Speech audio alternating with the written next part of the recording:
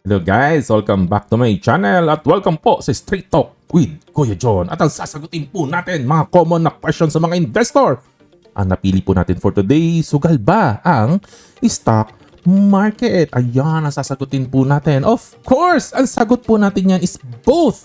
It is both yes and no. Paano nangyari yan, Kuya John? No?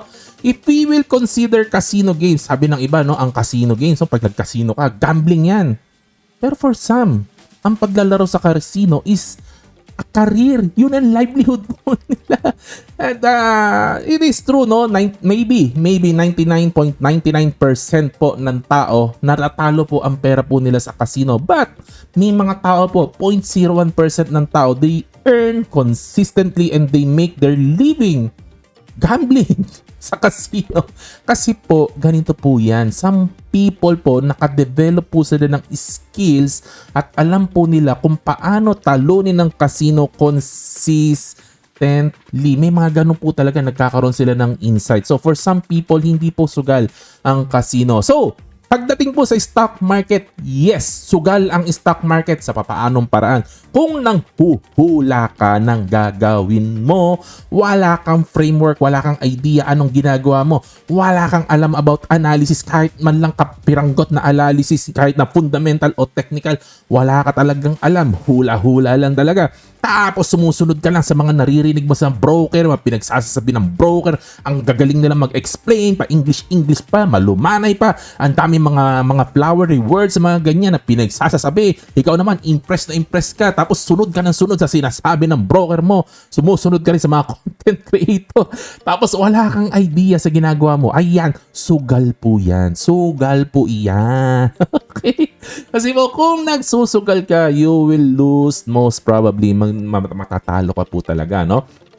Remember guys, no, kahit na po nasa stock market ka, no, at na-preserve mo yung capital mo, halimbawa nagpasok ko na 100,000 5 years ago, ngayon 100,000 pa rin yung value ng portfolio mo, talo ka po. Talo ka doon kasi kung 5 years ago nilagay mo sa bangko, sana kumita ka ng konting interest, no? So, ganun po, no, matatalo ka kung nagsusugal ka. Ngayon, hindi po sugal ang stock market kapag meron po tayong skill. May skill po tayo sa pagpa-participate dito po sa stock market. Marunong po tayo mag-analysis, marunong po tayo mag-research.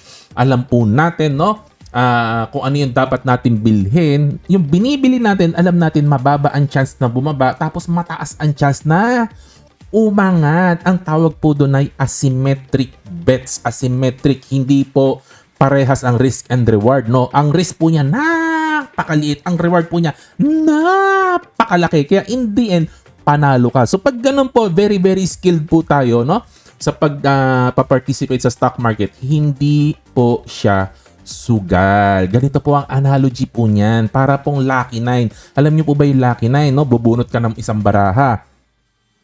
Tapos pataasan kayo ng numero. Siyempre, ang baraha kasi from 1 to 9 lang yan, di ba? O yun. So, halimbawa, pataasan kayo ng number. Ngayon, kung tumataya ka lang every time na 8 o 9 yung nabubunot mo, ibig sabihin skilled ka eh. Alam mo yung rules ng Lucky 9, no? So, lagi kang panalo kasi 8 or 9. Lagi, doon ka lang tumataya. Tapos, pag hindi 8, pag hindi 9 yung nakita mo, hindi ka tumataya. No? Pag yung, halimbawa, mababa yung number na nabunot mo, hindi ka tumataya. So, ibig sabihin, you're very, very skilled. Alam mo yung rules ng game, no? Ngayon, kung taya ka ng taya sa lahat ng nabubunot mong baraha, kasi nanguhula ka lang eh. Minsan, 1 o 2 lang yung nabunot mong baraha, taya ka pa rin ng taya. Ayun, malaki ang chance matalo ka. So, it depends. If you know the rules of the game and if you know how to play the game at you are very, very skilled in the game. At yun lang ang daldalan po natin ngayon. God bless. Bye-bye.